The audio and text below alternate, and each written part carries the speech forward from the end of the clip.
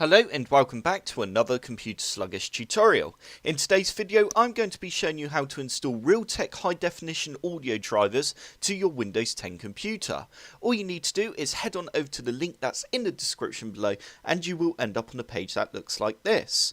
Once you're on this page, you now need to click on High Definition Audio Codecs and you now need to go I accept and you need to click Next. You now need to select the version for your operating system, whether you are running 32-bit Windows or 64-bit. I am running 64-bit, so I'm going to go ahead and click Global. And I'm going to go Save File. If you're not too sure what version of Windows you are running, you can find this out by simply going down to the bottom left-hand corner of your screen, right-clicking and going to Settings. And you now need to click on System. And you now need to go down to About.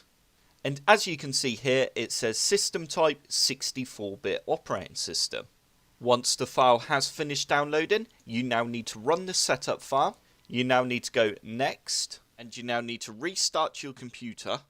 And once your computer has restarted, if you now go down to the bottom right hand corner of your screen and right click on the speaker icon and go to Playback Devices, you will now see that our speakers say Realtek High Definition Audio. And that means it has worked absolutely fine.